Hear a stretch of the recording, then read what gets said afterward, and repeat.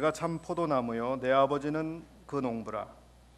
무릇 내게 있어 과실을 맺지 아니하는 가지는 아버지께서 이를 제해 버리시고 무릇 과실을 맺는 가지는 더 과실을 맺게 하려 하여 이를 깨끗게 하시느니라. 너희는 내가 일러준 말로 이미 깨끗하였으니 내 안에 거하라. 나도 너희 안에 거하리라. 가지가 포도나무에 붙어 있지 아니하면 절로 과실을 맺을 수 없음 같이 너희도 내 안에 있지 아니하면 그러하리라. 나는 포도나무요 너희는 가지니 저가 내 안에 내가 저 안에 있으면 이 사람은 과실을 많이 맺나니 나를 떠나서는 너희가 아무것도 할 수 없음이라. 사람이 내 안에 거하지 아니하면 가지처럼 밖에 버리워 말라지나니 사람들이 이것을 모아다가 불에 던져 사르느니라. 너희가 내 안에 거하고 내 말이 너희 안에 거하면 무엇이든지 원하는 대로 구하라. 그리하면 이루리라. 너희가 과실을 많이 맺으면 내 아버지께서 영광을 받으실 것이요 너희가 내 제자가 되리라. 아버지께서 나를 사랑하신 것 같이 나도 너희를 사랑하였으니 나의 사랑 안에 거하라.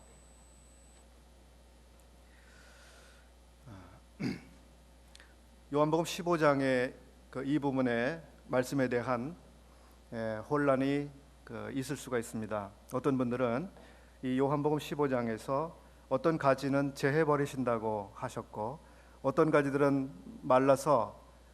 말라버리기 때문에 이제 사람들이 모아다가 불에 사른다고 하는 이런 표현으로 인해서 혼동을 일으키기도 합니다. 즉 구원받은 성도가 이와 같이 제해짐을 당하거나 버림을 당하거나 또는 이 불에 던져짐을 당하는 수가 있을까 이런 생각을 하게 되죠.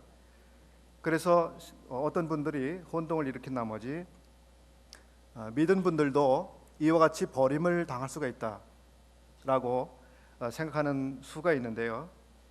이것은 요한복음 15장에 대한 이 취지를 잘못 이해하기 때문입니다.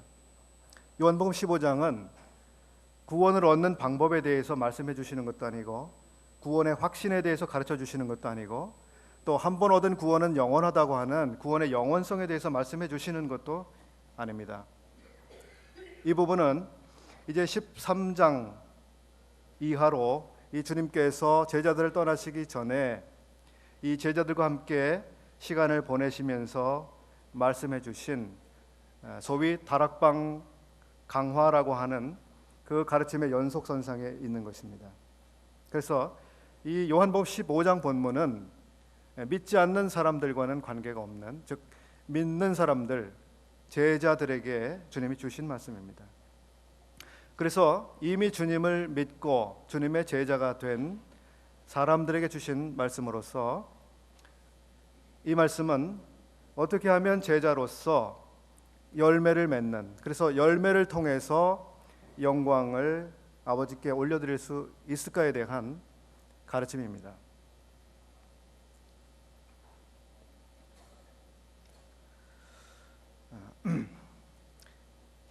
방금 읽은 본문에는 그 세 주체가 발견이 됩니다. 먼저는 아버지가 있습니다. 아버지는 농부라고 말씀하고 있습니다. 두 번째, 우리 주님은 나는 참 포도나무다라고 말씀하고 계십니다. 그리고 제자들을 향하여는 너희는 가지다라고 말씀하고 계십니다. 그래서 여기에 농부가 계시고 포도나무가 계십니다. 그리고 가지가 있습니다. 그러면 이 농부가 하시는 일은 무엇이며 농부는 무엇을 기대하고 계신가? 그리고 나무는, 이 포도나무는 또 무엇을 하시는 분이며 무엇을 기대하고 계신 분인가? 그리고 마지막으로 가지는 어떠한 존재이며 또 어떻게 해야 열매를 맺게 되는가? 이런 부분에서 말씀을 드려보겠습니다. 먼저 아버지는 농부이다고 1절에서 말씀을 하고 계십니다. 내 아버지는 그 그 농부라.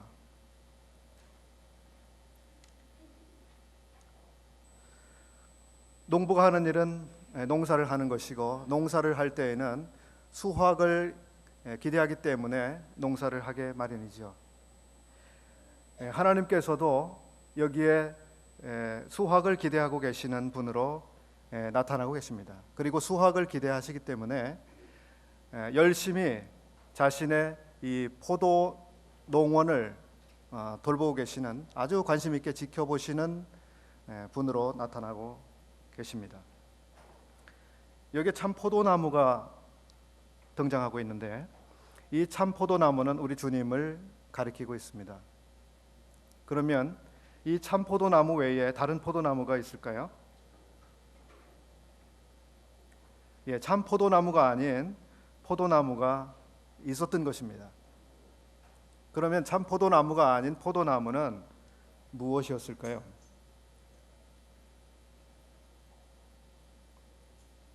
바로 이 참 포도나무 이전에 포도나무가 있었는데, 그 포도나무는 그 이스라엘을 가리키고 있는 것입니다. 하나님께서는 이스라엘을 심으셨습니다. 포도를 수확하기 위해서. 그런데 이스라엘은 하나님이 기대하시는 이 포도를 열매 맺어 드리지를 못했습니다. 시편 80편 8절 말씀을 함께 찾아보시겠습니다. 시편 80편 8절 말씀입니다. 제가 한번 읽겠습니다. 주께서 한 포도나무를 애굽에서 가져다가 열방을 쫓아내시고 이를 심으셨나이다. 주께서 그 앞서 준비하셨으므로 그 뿌리가 깊이 박혀서 땅에 편만하며 그 그늘이 산들을 가리우고 그 가지는 하나님의 백향목 같으며 그 가지가 바다까지 뻗고 넝쿨이 강까지 미쳤거늘 주께서 어찌하여 그 담을 허르사 그 길에 지나는 모든 자로 따게 하셨나이까. 여기 하나님께서 한 포도나무를 애굽에서 가져다가 약속하신 땅 가나안에 심으신 이 사실이 기록되어 있습니다. 하나님께서는 이 포도나무를 다른 곳에서 아주 극상품 포도나무였다고 말씀하고 계십니다. 아주 좋은 포도나무였습니다. 이 포도나무를 통해서 하나님께서 열매를 맺는 것을 기대하셨습니다. 그것은 이스라엘을 통해서 하나님께서 영광을 받기를 원하셨다고 하는 것입니다. 이 포도나무는 하나님이 기대하시는 열매를 맺어드리지 못했습니다. 이사야서 5장 2절 말씀도 찾아서 보겠습니다. 이사야서 5장 2절. 땅을 파서 돌을 제하고 극상품 포도나무를 심었었도다. 그 중에 망대를 세웠고 그 안에 술틀을 팠었도다. 좋은 포도 맺기를 바랐더니 들포도를 맺혔도다.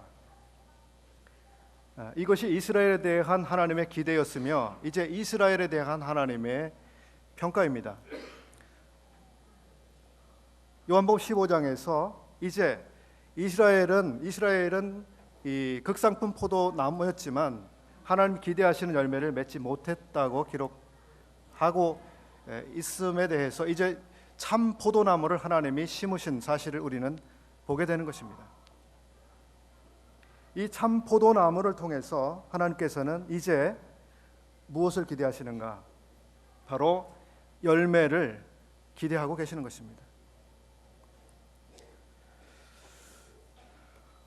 근데 포도나무 원줄기는 열매를 맺지 못합니다. 제가 포도 농사를 해보지 않았습니다만 포도나무 원줄기에는 포도가 열리지 않는다고 하는 것입니다. 포도나무는 가지를 통해서만 열매를 맺는다고 합니다. 그래서 포도나무는 이 가지를 아주 필요로 하는 것입니다. 자신의 열매를 위해서 이 가지가 있어야만 하는 것입니다. 예수 그리스도께서 참 포도나무이신데 열매를 맺으시는 것은 이 가지를 통해서 그 열매를 맺으시는 것입니다. 그러므로 이 가지는 우리 주님께 얼마나 중요한 존재인지 모르는 것입니다.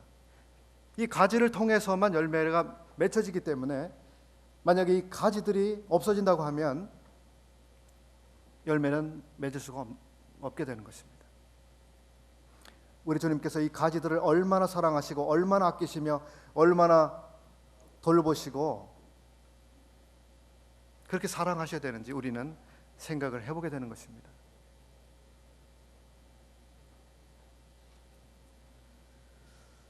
이스라엘을 상징하는 나무는 세 가지가 있다고 합니다. 이 포도나무가 하나입니다.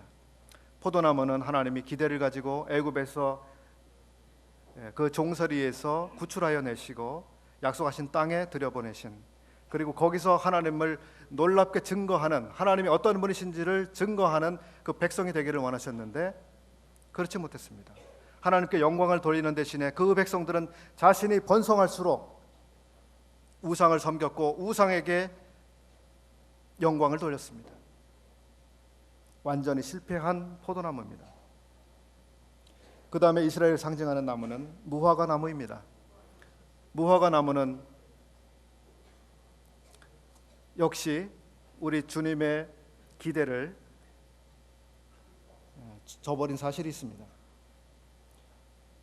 우리 주님께서 생전에 계실 때 무화과 나무에서 열매를 기대하셨지만 열매를 얻지 못하셨습니다. 그런데 이 무화과 나무는 이스라엘이 이제 독립하게 돼서 새로운 국가를 형성하게 되는 이러한 예표로서의 나무이기도 합니다. 이스라엘의 재건을 상징하는 나무입니다. 세 번째 이스라엘을 상징하는 나무는 바로 감람나무입니다.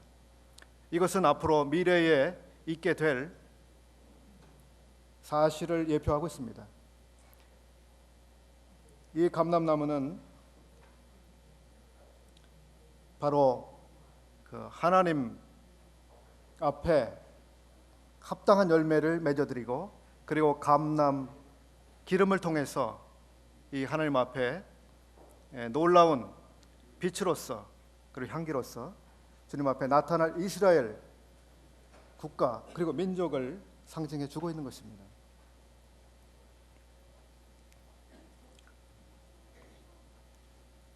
여기에 아버지께서 농부로 등장하고 계시는데, 이 농부께서 하시는 일은 과실을 맺지 아니하는 가지는 이를 제해 버리신다고 기록하고 있습니다. 농부가 하시는 일은 이 가지를, 열매 맺지 못하는 가지를 제하시는 이 일을 하시는 것입니다. 이 제해버린다라고 하는 이 단어에 대해서 이 성경 연구를 하시는 분들 사이에 견해 차이가 아주 큽니다. 어떤 분들은 우리 한글 성경에 번역한 대로 가지를 절단해서 제쳐 놓는 이런 것을 의미한다라고 이해를 하고 있습니다. 다른 한편에서 이 제해버린다라고 하는 단어는 원어, 헬라어 원어 아이로라고 하는 단어를 잘못 번역했다고 말하기도 합니다. 아이로라고 하는 이 단어는 신약 성경에서 102번인가 등장한다고 하는 이 단어인데, 이 단어는 많은 경우에 들어 올린다라고 하는 의미로 사용이 되고 있다고 합니다. 그래서 여기 제해버린다라고 하는 번역보다는 열매 맺지 못하는 가지는 열매를 맺을 수 있도록 들어 올려준다, 이렇게 번역했어야 옳다고 많은 분들이 생각을 합니다. 어떻게 생각하십니까? 저도 이 두 해석 사이에서 굉장히 어려웠습니다. 어떤 것이 정말 바르게 본문을 이해하는 것일까? 두 가지 다 은혜 안에서 받을 수 있는 해석이라고 생각합니다. 가지를 제해버린다고 하면 이것은 왠지 하나님, 그 사랑의 하나님, 은혜의 하나님, 용서의 하나님, 그리고 오래 기다리시는 하나님의 그 속성에 비추어서 그것은 좀 어울리지 않는 것 같다. 그렇기 때문에 들어 올려주시는, 그리고 모든 가지들이 열매를 맺기를 바라시기 때문에 열매를 맺을 수 있도록 가지를 이렇게 쳐들어 주시는 그 하나님, 그게 더 어울린다, 그렇게 생각할 수 있겠죠.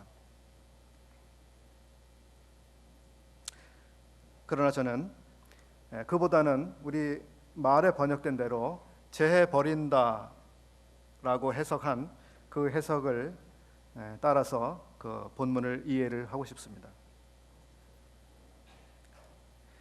재해 버린다고 했을 때 이것은 바로 예수 그리스도로 말미암은 이 구원이 상실되거나 취소되거나 이렇게 된다고 하는 의미가 절대로 아닙니다. 이것은 구원에 관한 말씀이 아니거든요. 여기서 재해 버린다고 했을 때도 우리 주님의 생명에서 끊어진다고 하는 것을 의미하는 것이 아닐 것입니다.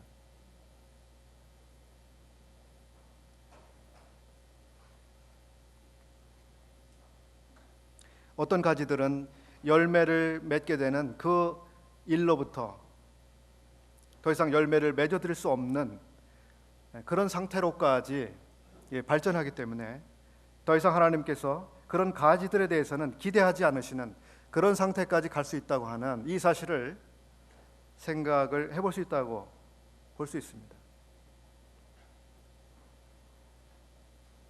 가지가 말라 들어가는 것이 과정을 제가 이렇게 유심히 좀 살펴보는데요. 이 포도나무는 그 알코올 성분이 많다고 합니다. 다른 나무보다. 그래서 이 말라가는 과정이 굉장히 더 빠르대요. 그런데 이 그 나무 가지들이 말라 들어가는 과정을 보면 한 번에 며칠 사이에 그냥 말라서 이 죽은 나무 가지가 되는 것이 아니라 굉장히 오랜 기간 말라 들어가는 과정이 오래되는 것을 제가 봅니다. 앞에 우리 화단들이 있는데요. 어떤 나무들을 보면 가지를 보면 이 나무가 봄이 되고 다른 나무 잎들이 다 피어서 무성한데 나무 잎이 나오지 않는 그런 가지가 있습니다. 그러면 이 나무 가지가 정말 죽었는지 살았는지 계속 일주일이고 2주일이고 계속 들여다봐요. 그러면 많은 몇 주가 지난 다음에 보면 거기서 어떤 경우에는 잎이 피어나기도 합니다. 그 나무는 말라서 죽은 것 같이 보였지만 살아있었던 나무죠. 그런데 어떤 나무 가지들은 잎이 피어오르는가 싶더니 끝내는 그냥 그 잎도 말라버리고 완전히 그 나무 가지 전체가 다 말라서 더 이상 하나의 이파리조차 내지 못하는 상태까지 가는 그런 가지들을 봅니다. 굉장히 시간을 두고 진행이 되는 것 같아요. 여기 어떤 나무 가지들은 아주 오랜 시간 동안 지켜보았을 때 더 이상 살아있다고 볼 수 없는, 열매를 기대할 수 없는 가지라고 보여지기 때문에 이 가지들을 아버지께서는 제해 버리십니다. 그리고 과실을 맺는 가지는 더 과실을 맺게 하려 하여 이를 깨끗게 하시느니라. 과실을 맺는 가지들에 대해서 아버지 농부께서 하시는 일은 이를 깨끗하게 하시는 일을 하신다고 하는 것입니다. 깨끗게 하시는 일이 무엇일까요? 좋게는 거기에 소독을 하는 일이 되겠죠. 벌레를 잡아주고 살충제를 뿌리고 혹은 햇빛이 거기에 잘 비춰지도록 그늘을 치워주고 잡초를 제거해주고 이런 것이 포함이 될 수 있다고 볼 수 있겠죠. 더 많은 열매들을 맺게 하기 위해서 어떤 분은 깨끗게 한다고 하는 이 부분을 전지한다라고 표현했습니다. 전지. 나무 가지를 중간에 이렇게 딱 잘라주지 않습니까? 그래서 그 필립스역 JB 필립스 번역에는 열매 맺지 아니하는 가지는 제해 버리시고 열매를 맺는 모든 가지들은 전지하신다 이렇게 번역했습니다. 열매를 맺는 모든 가지들에 대해서 농부는 손을 대십니다. 제가 어렸을 때 이제 복숭아 그 과수원 이런 데를 좀 놀러 가서 살펴본 일이 있는데 아주 이른 봄에 농부들이 하는 일은요. 또 배 농사 하시는 분들도 마찬가지죠. 꽃이 피기 전에 배꽃이라든지 복숭아꽃이라든지 이 꽃이 피기 전에 농부들이 아주 서둘러서 바쁘게 하는 일이 있는데 그게 바로 전지를 해주는 일입니다. 나무 가지들을 다 잘라요.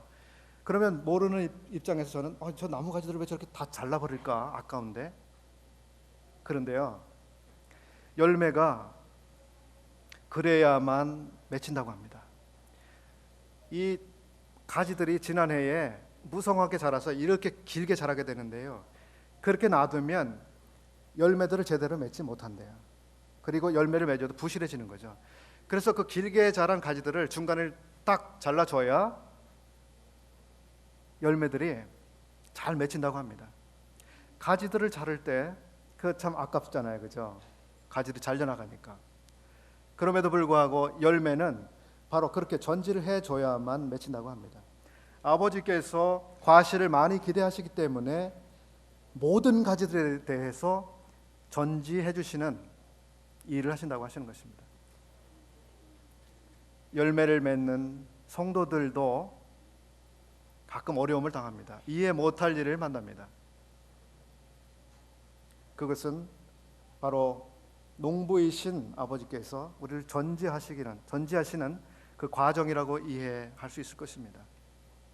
그리고 더 열매를 맺게 하시기 위해서 그렇게 하시는 거죠.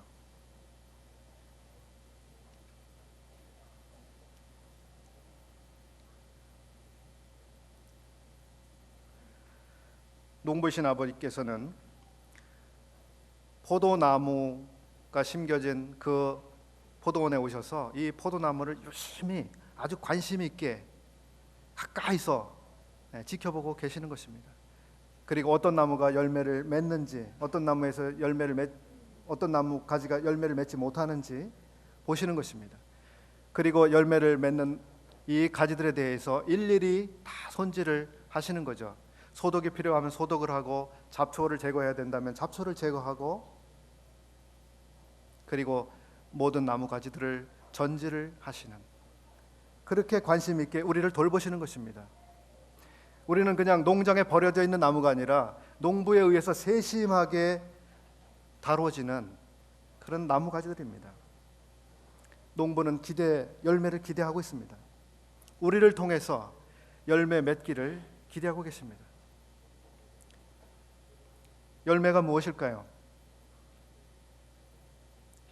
잠시 뒤에 그 열매가 무엇인지 한번 생각을 해보겠습니다. 여기 우리 주님은 참 포도나무입니다. 참 포도나무. 5절에 나는 포도나무요 너희는 가지니, 이렇게 말씀하고 있습니다. 앞서 말씀을 드린 것처럼 포도나무는 이 가지를 통해서만 열매를 맺게 되어 있습니다. 우리에 대한 기대가 얼마나 크시겠습니까? 또 한편 이 가지들은 나무 안에 붙어 있어야 한다고 하는 굉장히 서로 간에 의존적인 상황인 것을 우리는 알 수 있습니다. 포도나무는 이 가지를 의존하고 있습니다. 열매를 기대하기 때문에. 가지들은 포도나무에 붙어 있지 아니하면 절대로 열매를 맺지 못합니다. 열매를 맺지 못할 뿐만 아니라 죽는 것이죠. 더 이상 생명력을 가지고, 영적인 생명력을 가지고 그는 살아갈 수 없게 되는 것입니다. 나를 떠나서는 나를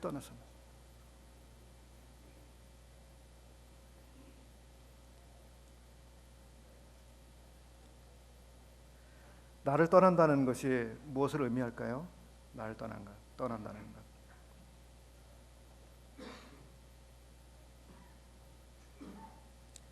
여기에 보시면 포도나무에 붙어 있지 아니하면, 이런 표현이 있습니다. 그리고 거하면이라고 하는 표현이 있습니다. 그리고 거하지 아니하면이라고 하는 표현이 있습니다. 이 표현들은 무엇일까요? 우리는 이미 거듭났습니다.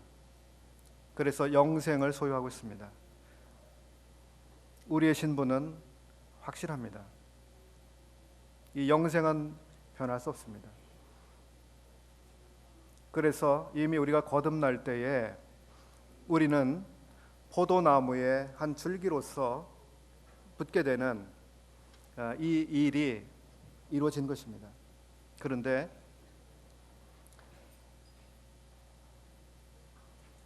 포도나무에 붙어 있지 않는 상태, 혹은 거하지 않는 이런 상태, 됐을 때는 우리는 열매를 전혀 맺을 수 없는 이와 같은 상태가 된다고 하는 것입니다. 이게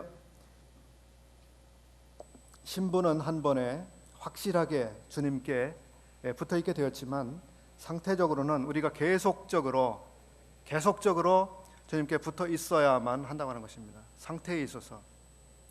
그러면 상태에 있어 주님께 계속 붙어 있다고 하는 것, 그리고 거하고 있다고 하는 것은 무엇을 의미할까요? 우리가 주님께 붙어 있지 않는다고 하는 것, 주님 안에 거하지 못한다고 하는 것, 이 거함의 상태에서 이탈된다고 하는 것, 이것은 무엇을 의미할까요? 이것이 우리가 하나님의 생명으로서 이 영적인 열매를 맺어드리는 아주 중요한 비결입니다.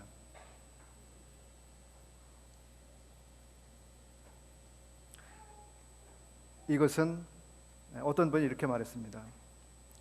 우리가 거듭날 때 주님과 연합되는 것, 연결되는 것은 유니온이다. 영어로 이렇게 표현했습니다. 유니온. 그리고 이 거하는 상태, 그리고 포도나무에 붙어 있는 상태는 커뮤니온이다. 이렇게 두 단어를 써서 설명했습니다. 커뮤니온은 서로 간에 이 교제하고 있는 상태, 친교를 계속하고 있는 상태를 의미한다고 하는 것입니다. 그래서 주님과 교제하는 이 일을 떠나서는 우리는 영적인 일에 있어서 아무런 열매를 맺어드릴 수 없다고 하는 것입니다. 이 교제가, 주님과의 교제가 이렇게 중요한 것입니다. 주님과의 교제를 떠나서는 우리는 어떠한 열매도 맺을 수가 없습니다.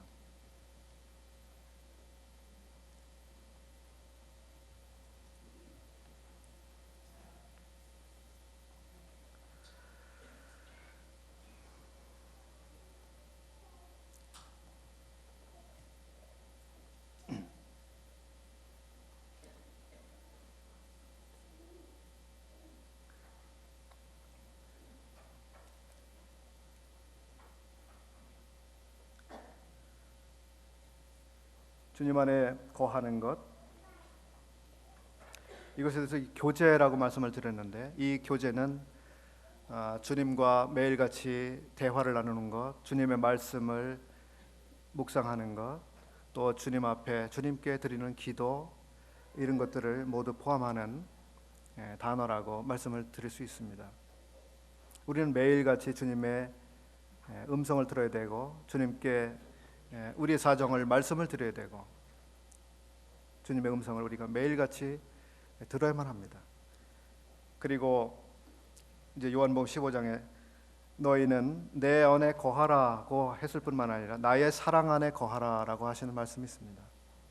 주님 안에 거한다고 하는 것은 주의 사랑 안에 거한다고 하는 말씀이 포함되는 것이죠. 주님의 사랑 안에 거한다. 이것은 무엇일까요? 주님의 사랑 안에 거한다.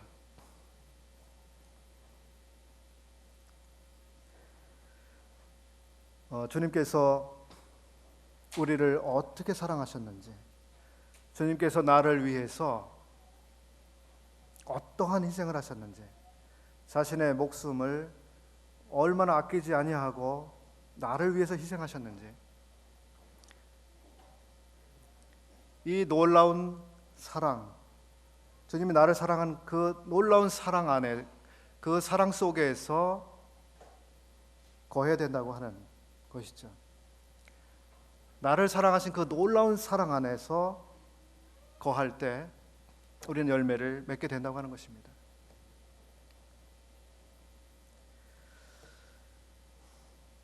알퐁스 도데라고 하는 그 소설가가 쓴 단편 소설을 제가 오래전에 읽은 적이 있습니다.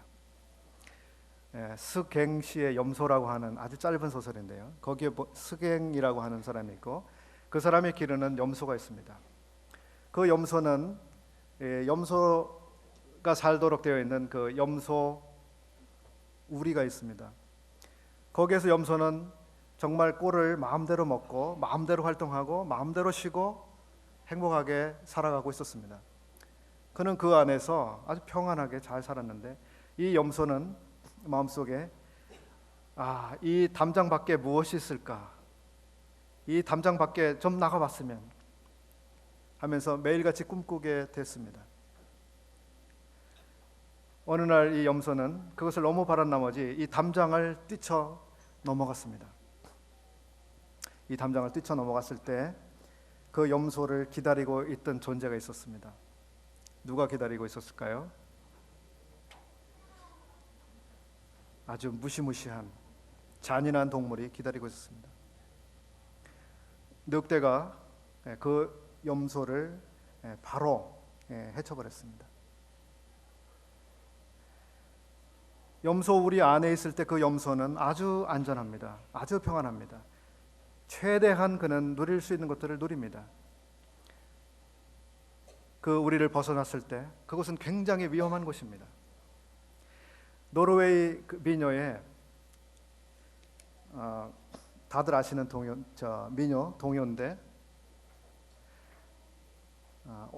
귀여운 꼬마가 닭장에 가서 암탉을 잡으려다 놓쳤다네. 그래서 그 암탉이 어떻게 됐죠? 암탉이 어떻게 됐죠? 암탉을 잡으려다 놓쳤다네. 예? 그 다음에 어떻게 됐죠? 담장 밖에 있던 배고픈 여우 옳거니 하면서 물고 갔다네. 저는 이 어린아이들이 부르는 이 노래를 제가 20대 때 한 20살 때쯤 들은 것 같은데 저 이상한 노래가 다 있다. 어떻게 초등학교 유치원 아이들이 저런 노래를 부르지? 저 가사가 도대체 뭘까? 잘 이해가 안 됐는데 어린아이들에게 좀 맞지 않는 노래 같았어요. 무섭잖아요, 그죠? 아주 괴기스럽고 무서운 노래 같았어요. 암탉이 그 어린아이가 잡으려고 했는데 그 어린아이가 그 닭을 못 잡았잖아요. 그 닭이 그냥 울타리 밖으로 뛰쳐나갔죠. 울타리 밖에 기다리고 있던 아주 배가 고픈 여우가 단숨에 잡았습니다. 노르웨이 사람들은 참 그 현실적인 것 같습니다. 우리 같으면 어린아이들 꿈을 새롭게 해주고 아주 예쁜 동요들을 만들어줬을 텐데 노르웨이는 이런 노래가 있습니다. 울타리를 벗어난 그 암탉은 바로 그 배고픈 여우에 의해서 해를 당했습니다. 우리가 주님의 사랑 안에 거하는 것, 그리고 주님의 사랑을 벗어나는 것, 우리가 주님의 사랑을 벗어나는 그 순간 무슨 일이 일어납니까? 우리가 주님의 사랑의 품 밖에 무엇이 기다리고 있는지 우리는 생각해보게 됩니다. 주님의 사랑 밖에는 아주 무시무시한 늑대들, 이리들, 여우들이 들끓어요. 그곳이 세상입니다. 우리를 해치려고 하는 것이죠.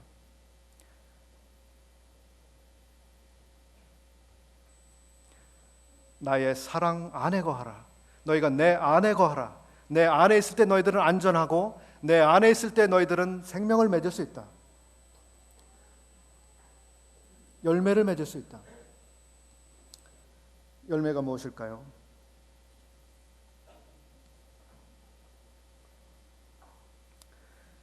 열매는 신약 성경에서 또 구약 성경에서 여러 군데 표현이 되고 있습니다.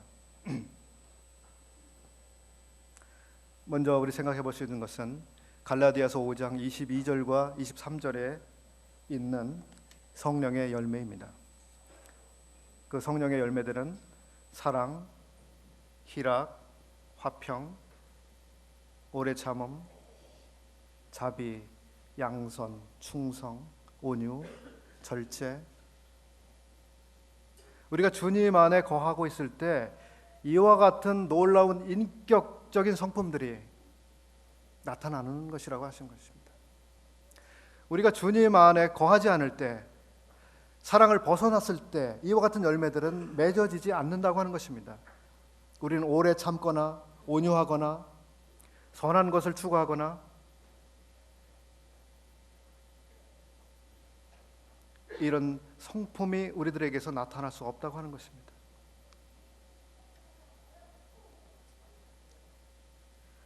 주님이 기대하시는 열매, 이 포도나무를 통해서 그 가지에 맺혀지게 되는 그 열매, 주님이 기대하시는 것은 바로 이런 것들입니다. 그리스도인의 이 아름다운 인격들입니다. 두 번째는 히브리서 13장 15절에 있는 것처럼 우리 아버지 하나님께 대한 찬양과 또 우리 주님께 대한 감사입니다. 우리가 주님을 벗어나 보십시오. 우리가 어떻게 주님 앞에 찬양이 있습니까? 우리 주님께 대한 감사가 있습니까?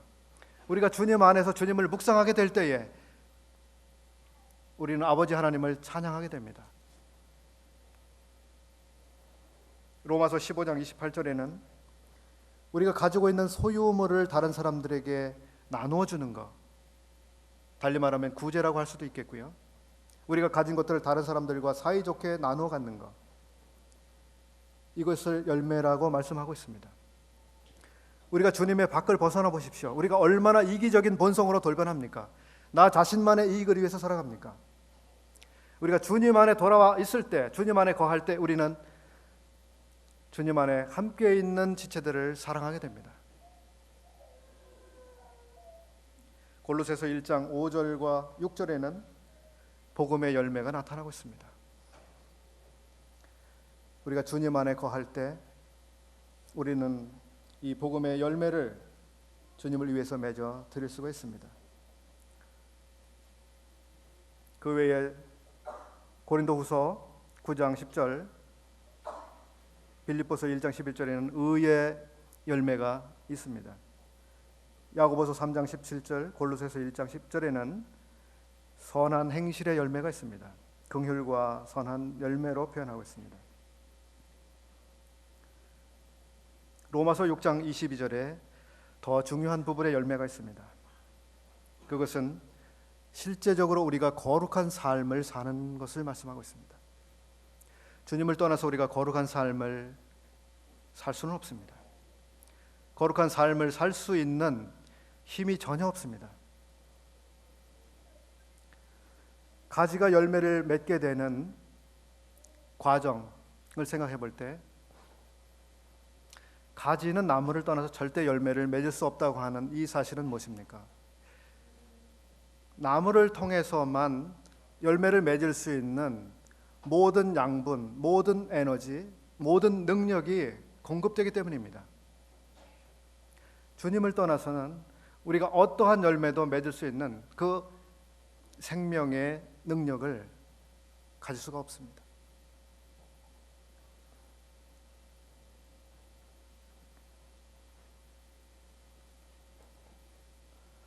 감나무에서는 무엇이 열리죠? 감나무에서 감이 열리죠. 포도나무에서는요, 포도나무에서 포도열매 맺히죠. 배나무에서는요, 배가 열리죠. 감을 따기를 원하시면 무슨 나무를 심으셔야 될까요? 예, 감나무 심으셔야 되겠죠. 아주 어린아이 같은 질문을 드렸습니다. 그 주님께서 이런 말씀을 하셨습니다. 열매를 통해서 그 나무를 알게 된다. 그죠? 열매는 그 나무가 어떤 나무인지를 증명하게 된다고 하는 것입니다.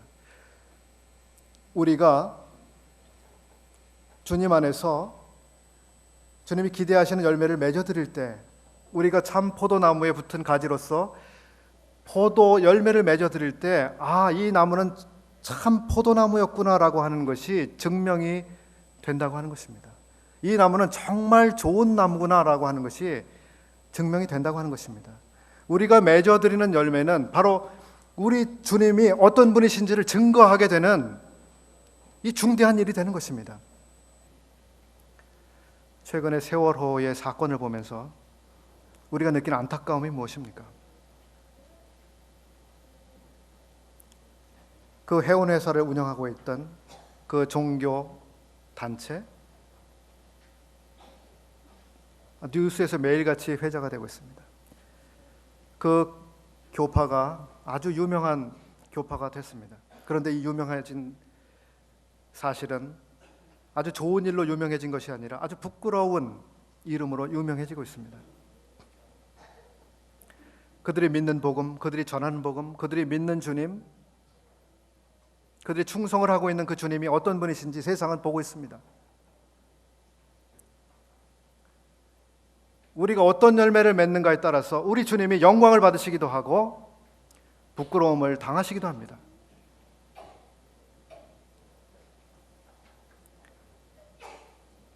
그 침례 교단 지금 회제되고 있는 그분들이 어떻게 하고 있습니까? 자신들이 잘못했다고 부끄러워하고 미안해하고 아파하고 우리가 잘못했습니다. 우리가 큰 잘못을 했습니다. 전 이렇게 되기를 굉장히 기대하고 있는데 이분들은 그렇게 하지 않고 있습니다. 우리가 무엇을 잘못했는가? 우리를 탄압하지 말아라. 그렇게 나오고 있습니다. 그들이 지금이라도 뉘우치고 사과를 하면은 그나마 얼마나 좋겠습니까? 기독교계의 어떤 목사님들이 이것은 그 교단만의 문제가 아니라 모든 기독교계가 함께 져야 될 책임이다. 이렇게 생각하신 분들이 회초리를 가지고 자기 종아리를 치는 그런 일을 했습니다. 집회를 했습니다. 저는 지금 고맙게 생각을 합니다. 그 일이 그 교단에서 벌어진 그 교단을 통해서 일어난 일이지만 우리가 같은 주님, 같은 예수님을 섬기는 입장에서 같은 책임감을 가지고 같은 부끄러움을 가지고 이 사회와 국가에 대해서 이 나라에 있는 이 사람들 앞에서 정말 우리가 책임감을 느낍니다. 정말 부끄럽습니다. 그런 자세를 취하는 것에 대해서 저는 고마운 생각이 듭니다. 그나마 다행스러운 일이 아닌가 이런 생각을 하는 것이죠.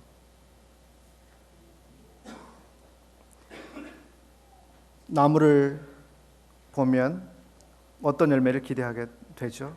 반대로 열매를 통해서 그 나무가 어떤 나무인지를 증명합니다. 사람들이 우리를 통해서 저 사람이 믿는 그 주, 저 사람이 믿는 예수님은 그런 분일 거야. 우리 주변에 있는 분들이 우리가 믿는 주님에 대해서 어떤 평가를 내리고 있을까요? 저 사람 참 이기적이야. 자기만 알아. 인색해. 만약에 우리가 그렇게 살아가고 있다면 우리 주님이 그렇게 증거되며 우리 주님이 그렇게 비춰지는 것이죠.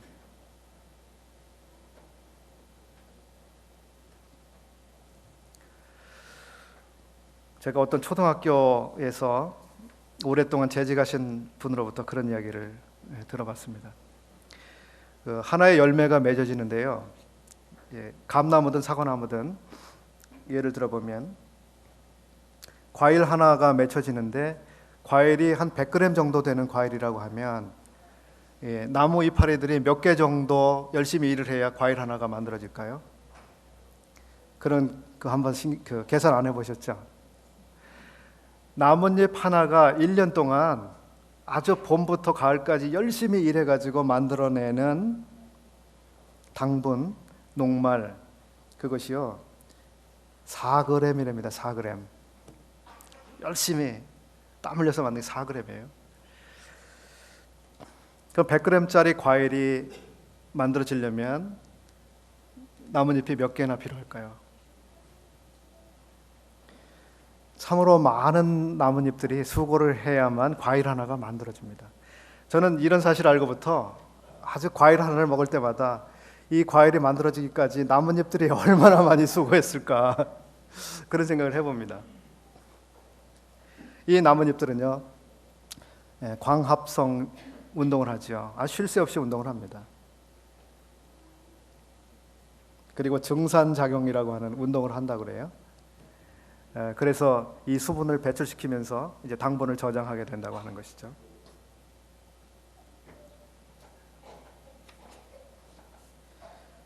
이 과정이 참 많이 필요한 것이구나 이런 생각을 해보는데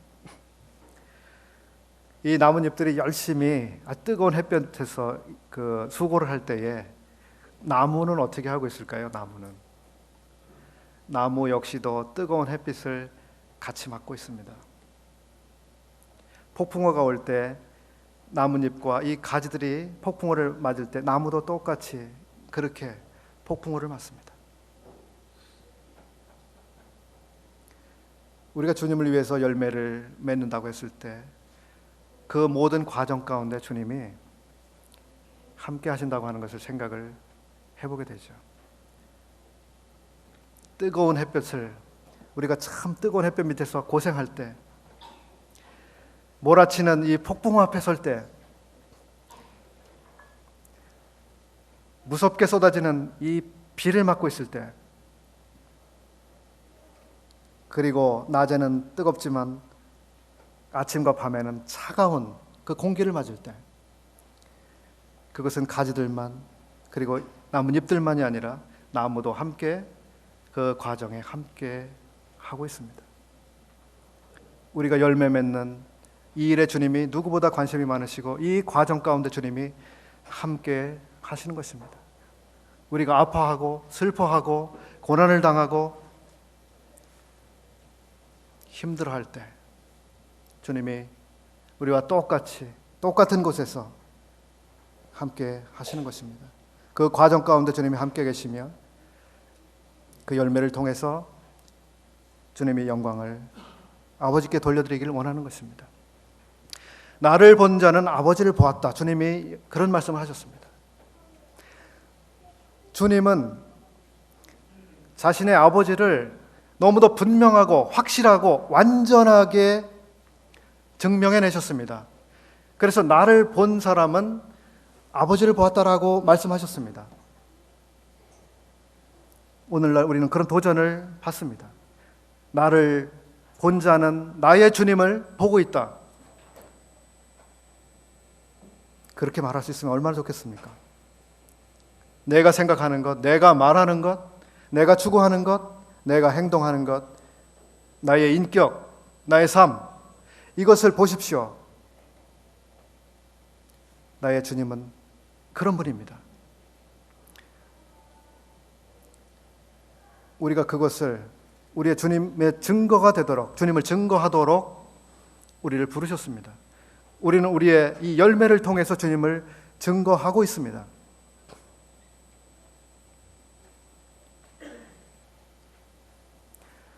우리 주님께서 아버지를 충분히 보여주시기 때문에 아들로부터 아버지께서 영광을 얻으셨습니다. 아들로 말미암아 아버지가 영광을 얻으셨습니다. 이제 주님께서는 우리들 열매를 통해서 영광을 기대하시는 것입니다. 그리고 우리를 통해서 영광을 받으신 그 영광을 가지고 아버지께 그 영광을 올려드리기를 기대하고 계시는 것입니다. 우리가 구원받은 목적이 무엇입니까? 존재하는 이유가 무엇입니까? 그것은 바로 우리가 주님 안에 거함으로써 주님을 위해서 열매를 맺고 그 열매를 통해서 우리 주님이 증거되는 이것을 주님이 기대하고 계시는 것입니다. 우리가 이러한 주님의 기대와 관심, 여기서부터 멀어지게 될 때 우리는 서서히 그 가지가 말라 들어가게 되는 이런 자신을 경험하게 될 것입니다. 기도하고 마치시겠습니다.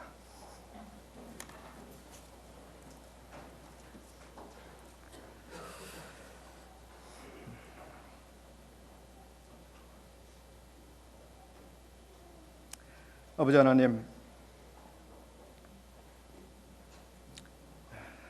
참 저희들에게 은혜로 말미암는 구원, 또 영생을 허락해 주셔서 감사를 드립니다.